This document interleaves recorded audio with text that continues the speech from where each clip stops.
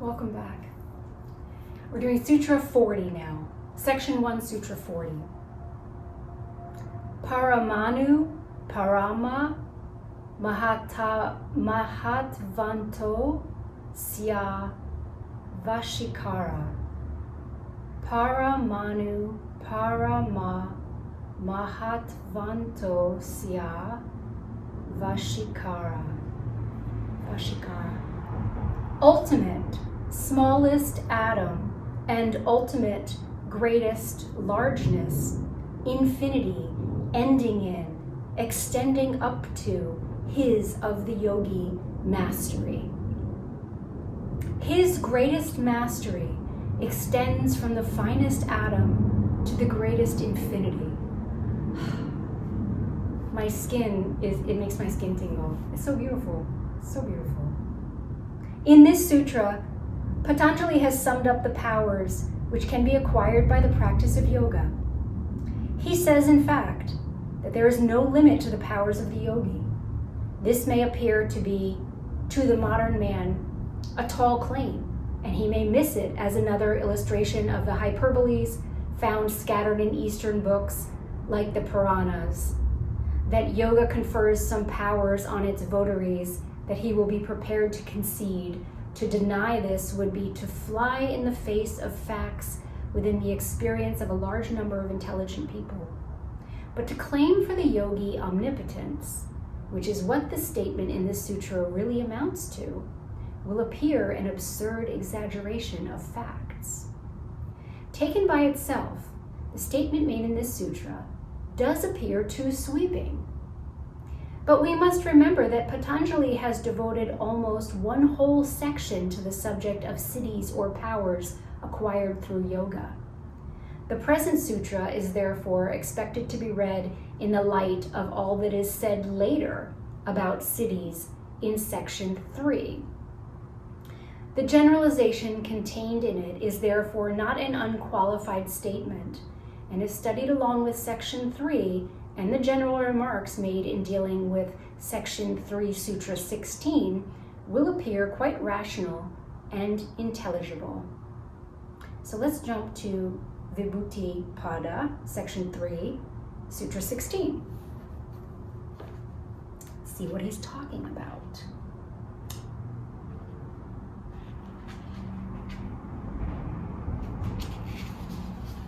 Whoa. Sutra 16 is quite long, very long.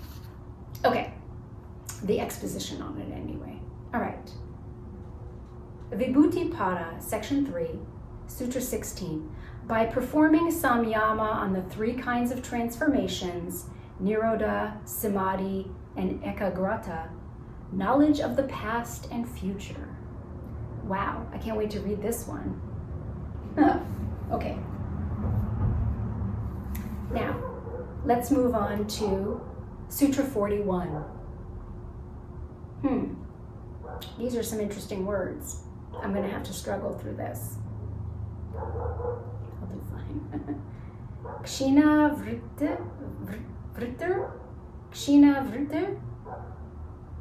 abhija tasyeva, manar grahitra grahana, grahyesu, tatsta tadanjanata samapati.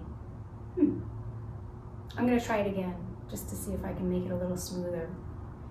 Krishna Virtur Abhija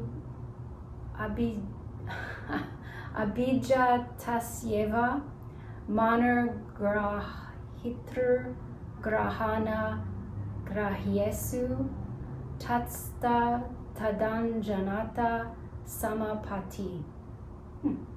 Of him in whose case the modifications of the mind have been almost annihilated, of transparent, well polished, like of the jewel or crystal, incognizer, subject, cognition, the relation between the subject and object, and cognized objects on which it rests, the taking of the form or color of that, consummation, outcome, fusion.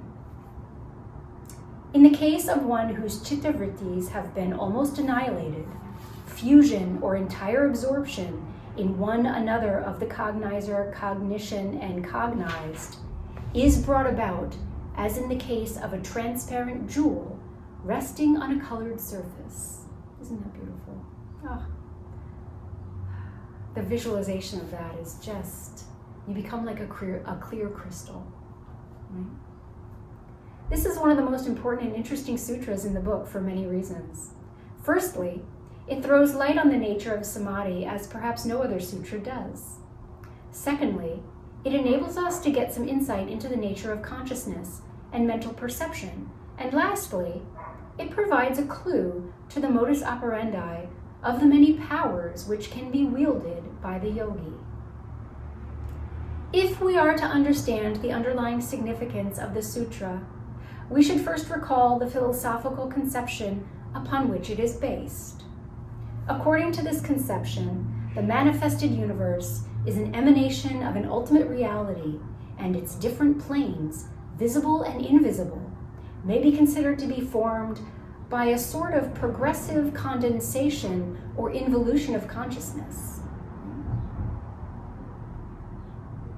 At each stage of the progressive condensation, a subjective-objective relationship is established between the more condensed and less condensed aspects of consciousness. The less condensed assuming the subjective, and the more condensed, the objective role. Isn't that interesting? So the subjective is always less limited or more expansive than that observed, the objective. It's interesting. So when we look back at I'll put it up here, that image from the last, or 2 videos ago, it makes a little bit more sense now how he did that, right? Okay.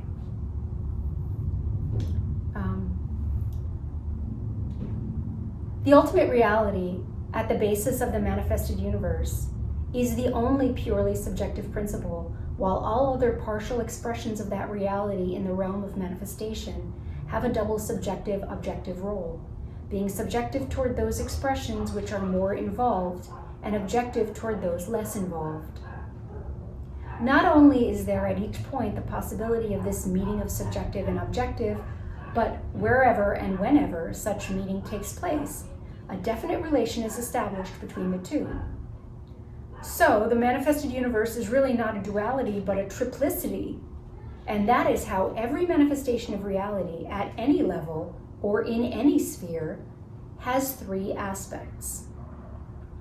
These 3 aspects, corresponding to the subjective and objective sides of manifestation and the relation which must exist between them, are referred to in the present sutra as grahitar, grahana, and grahya, and may be translated into English by sets of words such as knower, knowing, known, or cognizer, cognition, cognized, or perceiver, perception, perceived.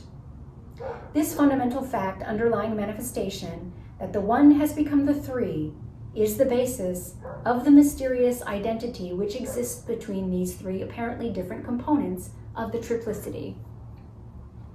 It is because the one reality has become the 3 that it is possible to bring about a fusion of the 3 into one. And it is this kind of fusion which is the essential technique and secret of samadhi. This fusion can take place at 4 different levels of consciousness corresponding to vitarka, vichara, ananda, and asmita stages of samprajnata samadhi. But the principle underlying the fusion of the 3 into one is the same at all levels, and the result also is the same, namely, the attainment of the knower of perfect and complete knowledge of the known. Before we take up the question bringing about this fusion at different levels, let us first consider the very apt simile used by Patanjali to bring home to the student the essential nature of samadhi. If we place a small piece of ordinary stone on a sheet of colored paper, the stone is not at all affected by the colored light coming from the paper. It stands out against the paper as it was owing to its imperviousness to the light. If we place a colorless crystal on the same piece of paper, we immediately see a difference in its behavior toward the light coming from the paper. It absorbs some of the light and thus appears at least partially assimilated with the paper. The degree of absorption will depend upon the transparency of the crystal and the freedom from defects in its substance. The more perfect the crystal, the more completely it will transmit the light and become assimilated with the colored paper. A crystal of perfectly transparent glass with no internal defects or color will become so completely assimilated with the paper as almost to disappear in the light coming from it. It will be there, but in an invisible form and emitting only the light of the paper upon which it is placed. We should note that it is the freedom of the crystal from any defects, characteristics, marks, or qualities of its own, which enables it to become completely assimilated with the paper on which it is placed. Even a trace of color in an otherwise perfect crystal will prevent its perfect assimilation. So this is interesting. I can hear some arguments coming up in my mind when I read this. Why would you want to get rid of your personal characteristics, right? Why would you want that? And I think that we'll get to that as we move forward. The behavior of a mind in relation to an object of contemplation is remarkably similar to the behavior of the crystal in relation to the colored paper. Any activity, impression, or bias which the mind has apart from the object of contemplation will stand in the way of its becoming fused with it completely. It is only when the mind has, as it were, annihilated itself completely and destroyed its independent identity that it can become assimilated with the object of contemplation and shine with the pure truth enshrined in that object. Let us consider for a while the various factors which prevent this process of assimilation. First of all come the various tendencies, which almost instinctive in character, some almost instinctive in character. It's so strange how sometimes my mind sees different words, or I don't know, reads them differently. Let's start again. First of all come the various tendencies, some almost instinctive in character, which impart strong biases to the mind and make it flow naturally and powerfully along certain predetermined lines. Such tendencies are, for example, those of accumulating possessions, indulging in all kinds of enjoyments, attractions, and repulsions. Such tendencies, which are derived from desires of various kinds, tend to throw up in the mind mental images and temperaments or temptations in accordance with their own nature. Yeah, it's interesting. The mind interprets things according to its own disposition and according to its own latent impressions, right? So this is why you can have 10 people in a room all witnessing the same thing, and each person has a different interpretation or different memory of what actually happened, right? Where was I? All such tendencies are sought to be eliminated from the mind of the aspirant by the practice of yama, niyama, and vairagya. Then come the sensuous impressions derived from the contact of the sense organs with the external world. Along the avenues of the sense organs flows a continuous current of impressions into the mind, modifying it continually into a never-ending series of images. These impressions are cut off when samadhi is to be practiced by means of asana, pranayama, and pratyahara. The yogi has now to deal only with the inherent activity of the mind itself, the activity which it can carry on with the help of the images stored in its memory and its power to arrange and rearrange those images in innumerable patterns. This kind of activity is sought to be controlled and canalized in dharana and dhyana, and the mind made to direct its activity solely in one channel. There is nothing left now in the mind. There is nothing which can arise in the mind except the seed of samyama, or the object of contemplation. The mind is still separate from the object, and as long as it retains its subjective role, it cannot become one with the object. This awareness of the mind of itself, which stands in its way of becoming fused with the object of contemplation and shining solely with the truth hidden within the object, is eliminated in samadhi. How this self-awareness is dissolved to bring about the complete fusion of the knower, known, and knowing is the subject of the subsequent sutras. So we still have 2 more pages on this one. In considering the simile of the perfectly transparent crystal which is placed on colored paper, we should note that though the crystal is free from its own defects and can thus become assimilated with the colored paper, still the colored light from the paper colors it. Where are we going with this? So it is still not quite free from defect. An external influence still modifies it though it is of a very subtle nature. It is only when it is placed on a piece of white paper, which is giving out white light, that the crystal will shine with white light, which includes all colors in harmonious blending and is the symbol of the whole truth or reality. Similarly, in sabija samadhi, although all the other defects of the mind have been eliminated, one defect is still there, that there's a seed. This defect is its permeation with the partial truth of the seed of contemplation. Compared with the whole truth, which includes and integrates all partial truths, the partial truth of the seed acts as a hindrance and prevents the mind from shining with the whole truth. So, as long as the partial truth of any seed, gross or subtle, occupies the mind, the whole truth of the one reality cannot shine through it.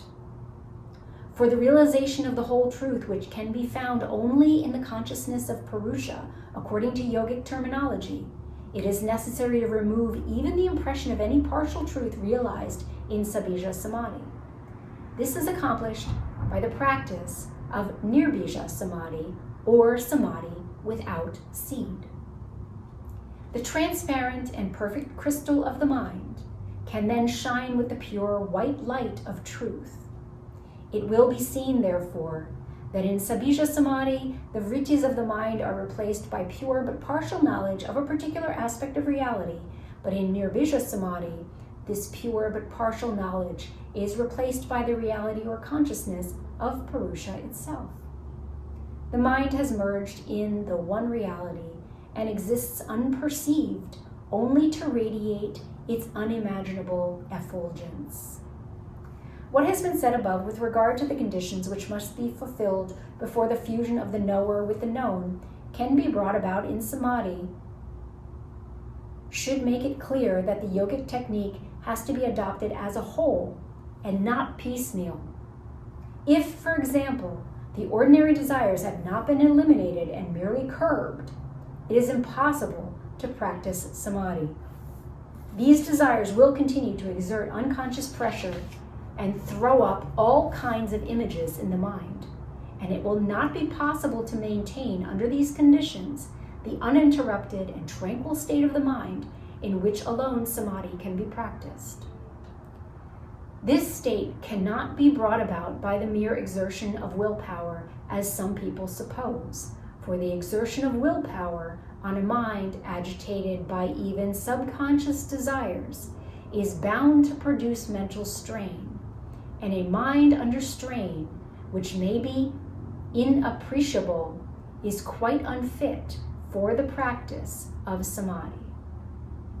The tranquility, which is a prerequisite for samadhi, is a condition of extraordinary and habitual stability, and real stability cannot exist where there is strain. It is necessary to emphasize these facts again and again, because aspirants who are not familiar with the realities of yogic life plunge directly into the practice of meditation without any preparation whatsoever, and then begin to fret and wonder why they do not make any progress. The practice of higher yoga requires a thorough and all-around preparation extending over long periods of time.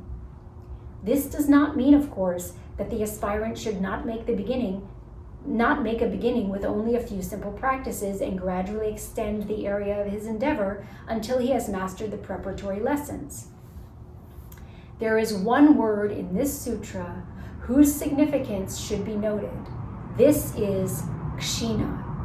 Kshina, kshina. K-S-I-N-A. This word means attenuated or weakened. It does not mean annihilated or completely dead. In performing samyama in sabija samadhi, there is always a seed present in the mind. So the mind cannot be said to be without vritti or modification. It is only when nirbija samadhi is practiced that the mind becomes without vritti. It is true that in the ultimate phase of each of the vitarka, vikara, ananda, and asmita stages of samprajñata samadhi, the partial truth which shines forth through the mind can hardly be called a vritti in the ordinary sense. Still, we cannot say that the mind is present in an unmodified condition, for the light of the partial truth, as explained above, still colors the mind.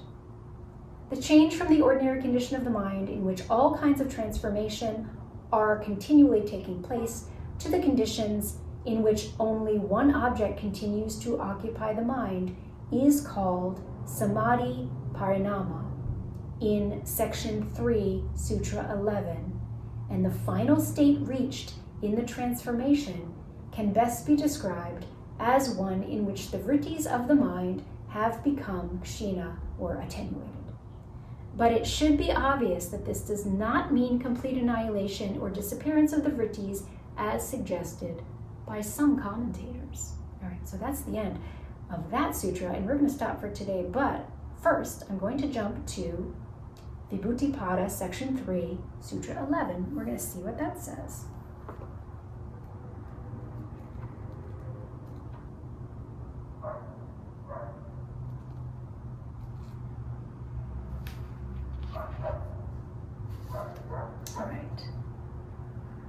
Section 3, Sutra 11. Samadhi transformation is the gradual setting of the distractions and simultaneous rising of one-pointedness.